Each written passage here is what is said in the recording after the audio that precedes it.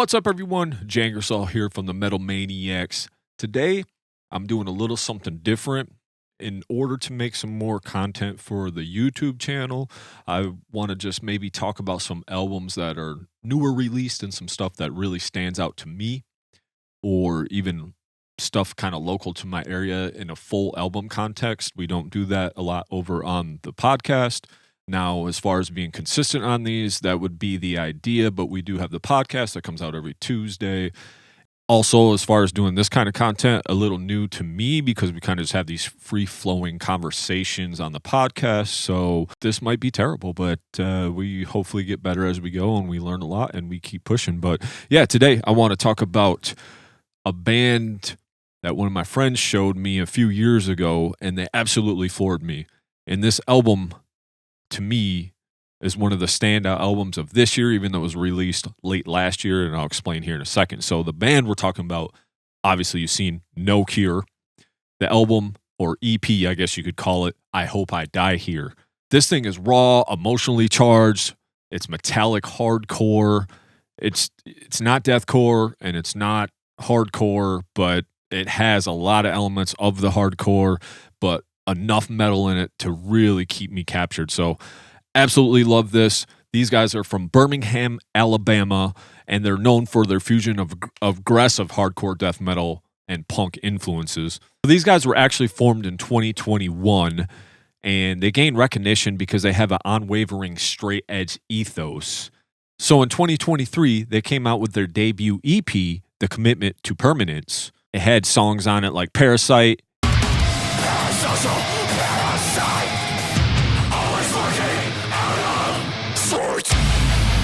guest appearances by members of Sanguisugabog, Mouth for War, and Orthodox.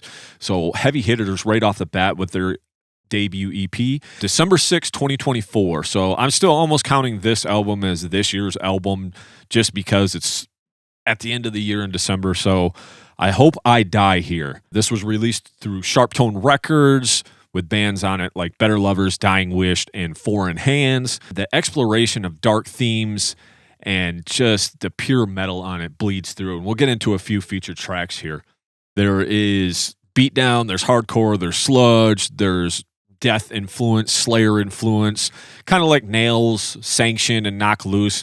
Just a little more grit and grime on top of it. The production on the album itself, it is a little raw, but it's super clean at the same time. So it gives you that energy, and it's not just perfect to the grid type of music. So what the band says about the EP is that it's a love letter to Alabama and the Southeastern experience. Every song actually features a guest vocal on it, so that's pretty interesting. It's almost the same thing as like Aborted did last year. What they say about the guest is that they made an undeniable mark on Alabama hardcore over the years. We do not expect you to recognize every name on this record, and that's the point. So some of you will, maybe some of you won't, but I'll just tell you right now, all the guest features are awesome. We'll quick get into some tracks. Hang Me From the Bible Belt. This album kicks off. This thing is epic, Slayer-esque type intro, some cool guitar harmonies on it, and just that metalcore backbeat, that them drums just really driving you home. Also catchy, that's what I love about it. They sing that Hang Me From the Bible Belt. It's pretty sweet.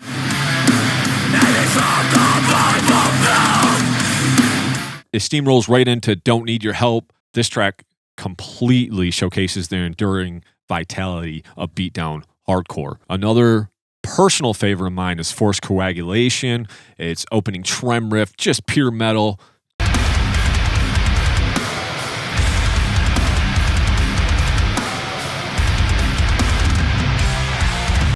With some thrash behind it. It's kind of like thrash 1 part, death metal 2 parts, mix it all up. A little bit of melody on top, but what I love about this record, the melody, it's still nasty, it's still grimy, but there's a melodicism to it that makes it really stand out. The 2-step parts throughout are absolutely killer on it. A couple more tracks here, The Basement Beneath the Fountain. This thing was kind of smacks you in the face with some death metal. The melody that I was talking about, this is really showcased here. Very haunting melody on this song. There's an outro breakdown that comes in at about 1:30, and artificial harmonics. If you know what that is, it's a guitar term. These squeezy, bendy, squealy type sounds that come out of the guitar that most guitar players love, especially in metal. They use that. They love it on here. So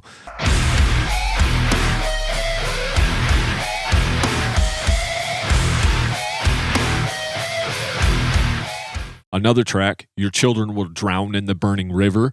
Great dynamics on this one, and just a powerful build-up and crushing groove. And if you know anything about what music speaks to me from listening to the pod or anything like that, heavy music with some dynamics really sets it apart. And that's what I love about this album, especially this song.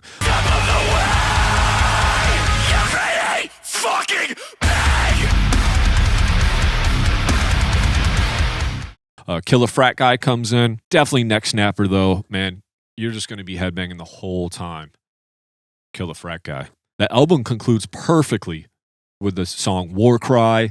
It's highlighted by some yelling vocals from Living Tragedy, which is one of the guest vocals on there.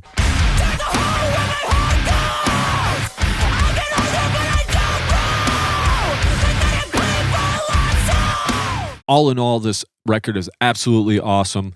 You know, this isn't tough guy hardcore. This is the tough guys that beat up the tough guy hardcore, because I'm telling you, I hope I die here. That should tell you a little bit about how depressive and just the existential rage that come out with lyrics about nihilism, internalized violence, and suicidal ideation.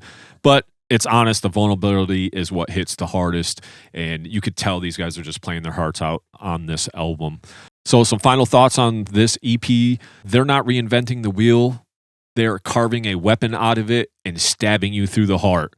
I Hope I Die Here. It's just emotionally charged. You can feel the energy coming off it. If you see any live videos or see any of their videos, man, there's just this venomous rage coming out of this album, and I absolutely love it. It's a short guy. I think it's about like 18 minutes long, so not a real long record either, but just a headbanger, and just for, you know, like a metalcore of 2025 listeners' dream. I mean, this thing is a banger. Art's all subjective, but if I have to give it a rating, for me, it's going to be like an 8.5 out of 10. That's how much I love this album, or EP, I guess you could call it.